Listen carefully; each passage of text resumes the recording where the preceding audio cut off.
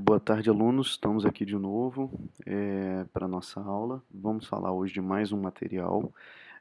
Esse material é o óxido de zinco e o eugenol, tá? Um material restaurador direto também, tá? O óxido de zinco e o eugenol ele é muito utilizado na odontologia, tá? Até hoje. A gente tem várias aplicações clínicas. É um material que vocês vão ver bastante na clínica de vocês, tá? E ele tem algumas características, até mesmo a presença ou ausência do eugenol, tá? Então, esse material ele ficou muito conhecido pela presença do eugenol. Só que mais para frente a gente vai falar que às vezes ele tem, às vezes ele não tem eugenol, tá? Mas a princípio, né, esse tipo de material, o óxido de zinco e eugenol para restauração, ele é um material muito simples, né, e é um material prático da gente ser usado. O que é interessante saber nessa reação de endurecimento desse material? É uma reação ácido-base, né, e ela libera água como subproduto, né? Então, o fato dela liberar água nos dá um alerta para a presença de umidade, né? Então, duas coisas afetam esse material ou a manipulação desse material. Uma é a presença de água, outra é a presença de calor, né? Então, um motivo é porque a gente tem a água como subproduto dessa restauração e aí, como subproduto dessa reação, e ainda a gente tem uma reação exotérmica, né? Então eu tenho essa reação libera calor. Então, se eu coloco calor ou se eu coloco água, eu tenho aí a velocidade dessa reação aumentada, tá? Então, é um material que a princípio para a gente manipular ele seria acrescentar o pó líquido até a gente ter uma consistência adequada e observando um controle, né, relativo aí de umidade e de calor para não afetar o tempo, né, desse endurecimento ou tempo de presa. O que a gente tem como característica desse material? Principalmente a presença do eugenol. Então, o eugenol na odontologia é o que dá aquele famoso cheiro de dentista no consultório, né? Então, a gente chegava nos consultórios antigamente tinha um cheiro característico, isso era o eugenol, né? O eugenol ele é uma substância que ela foi muito utilizada, né? E ainda é em alguns casos pela sua ação sedativa, né? Sedativa e antisséptica, né? Então, o eugenol, você tinha um dente, por exemplo, uma pulpite, né? Um dente que ia sofrer canal ia ter a necessidade de tratamento endodôntico, né? Então essas eram características interessantes para a gente, até porque alguns cimentos, né, endodônticos, eles têm eugenol na sua composição, um dos motivos é esse. O grande problema do eugenol é que ele inibe a polimerização das resinas, e nossas restaurações hoje, basicamente, são todas em resina, nossas restaurações diretas, né? Então isso inviabilizou muito a utilização do eugenol na odontologia, né? Então hoje a gente tem os óxidos de zinco, né, de determinados tipos, né, diferentes tipos, mas sem o eugenol. Tá? Outra característica desse material é que ele tem um pH básico, não agride o dente, pH básico neutro, né, não apresenta adesão ao dente, e ele é um bom isolante térmico.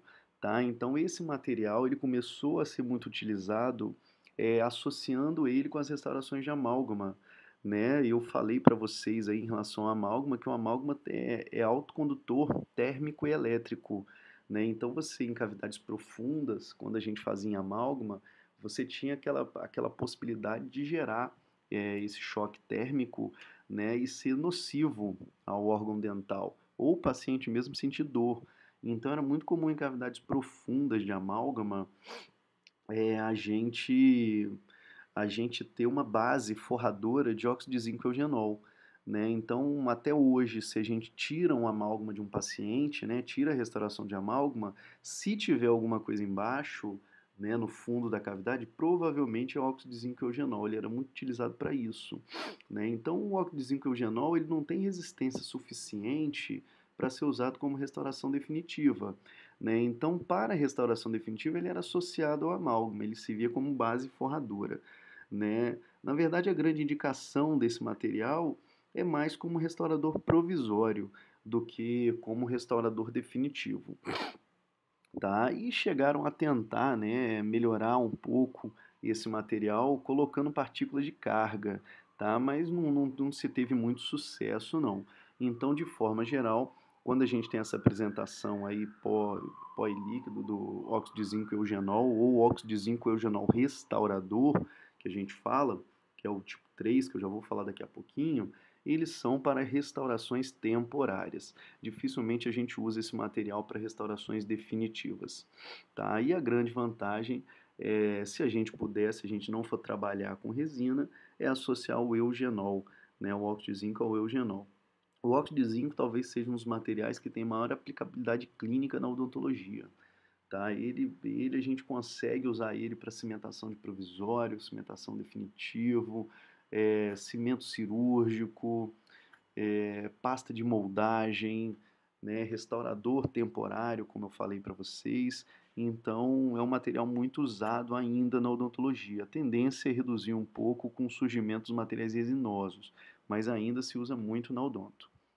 E a gente tem os diferentes tipos desse material, né? Então a gente tem uma classificação por tipo, né? O óxido de zinco tipo 1, ele é para cimentação temporária, porque eu acabei de falar das indicações dele.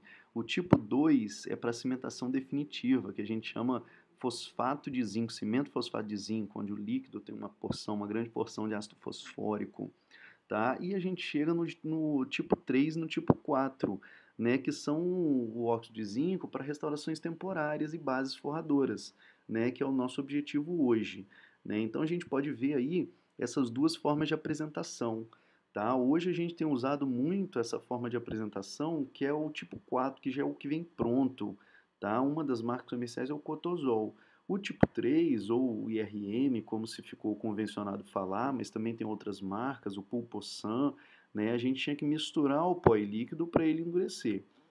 Daí algumas marcas agora, tipo a Coltane, né? Algumas empresas como a Coltane está fazendo óxido de zinco que já vem pronto, né? O problema dele já vir pronto é que o tempo de vida útil é menor, porque a umidade do ar ela vai causando aí alteração nesse material, ele vai endurecendo dentro da própria caixa, né? Então essa caixinha vem com gel, umas pedrinhas de sílica que que servem justamente para tirar a umidade. Então essa caixinha tem que estar sempre fechada.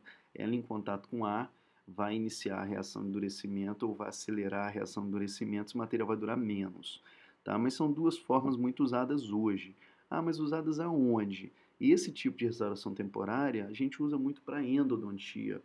Né? A gente fala que a gente tem indicação de restaurador temporário de curta duração, tá? Ou seja, de uma semana para outra, ou entre uma consulta endodôntica e outra, né? Então é fácil de remover e o tempo que ela permanece tem um selamento, né? Um vedamento de margem legal, bom de se usar. Então a gente usa muito na pediatria e usa muito na endodontia como restaurador de cavidade temporário de curta duração.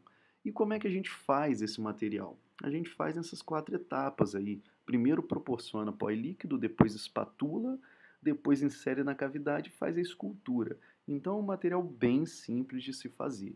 O que tem que ficar, o que tem que tomar cuidado? No tempo de presa, né, que é o tempo de endurecimento. O tempo de presa inicial é de 3 a 5 minutos. Então vocês vão ter em média uns 3 minutos para manipular esse material e colocar na cavidade. E o tempo de presa final é 10 minutos. Né? O ideal é que a gente coloque esse material na cavidade e espere de 5 a 10 minutos esse tempo de presa. Tá? Então a gente é um material que é um pouco lento. Né? Então você coloca na cavidade, você tem que aguardar mediante um isolamento relativo da cavidade, que são aqueles algodõezinhos, né? Rolinho de algodão, onde sai saliva nos ductos das glândulas salivares.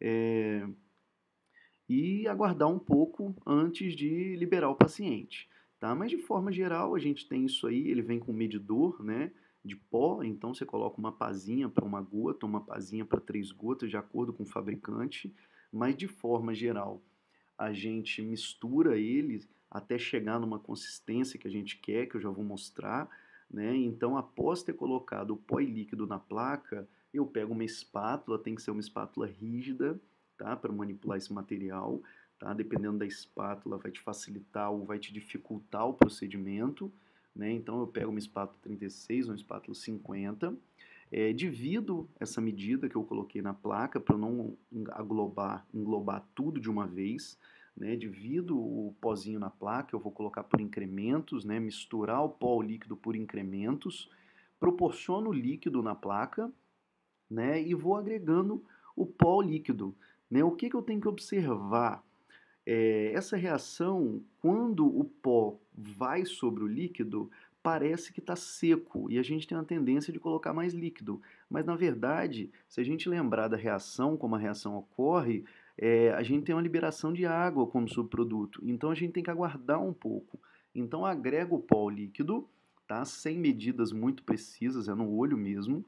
Agrego uma parte do pó líquido e vou observando a consistência que ele vai chegando.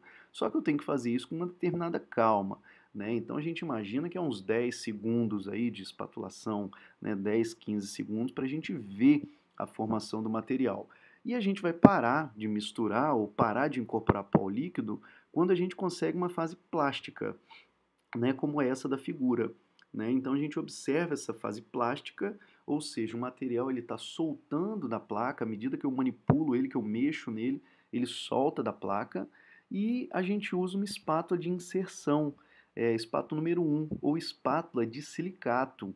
Tá? Então, alguns de vocês aí, o fabricante colocou como espátula de silicato, mas ela já é comumente usada e chamada como espátula de inserção número 1. Então eu pego esse material e coloco com a espátula número 1 dentro da cavidade, de forma super simples.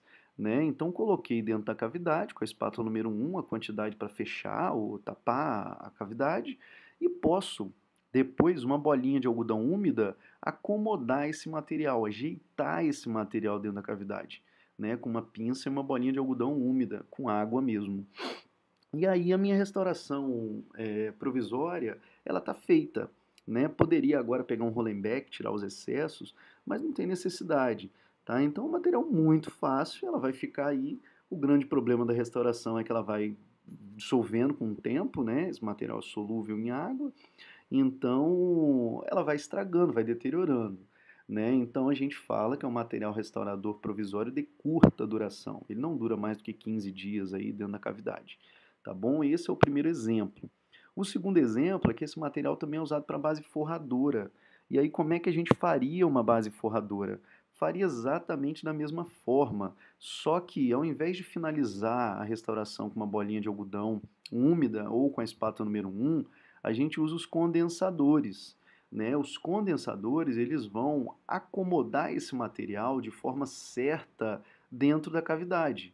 Tá? Então eu olho aí, ó, eu vejo que os condensadores estão regularizando esse material só no fundo da cavidade. Eu pego um condensador compatível e eu vou com um movimento contra as paredes, removendo os excessos. Né? Então, por exemplo, nesse caso, eu estou fazendo uma base forradora, imaginando que vai ser colocado um amálgama, por exemplo, no futuro sobre esse material. Tá? Então, eu acomodo com os condensadores dentro da cavidade, fazendo uma base de mais ou menos 1 milímetro, 2 milímetros no máximo, né? E deixo ele no fundo da cavidade, espero o tempo de presa final, que são 10 minutos, e faria a minha restauração de amálgama. Tá?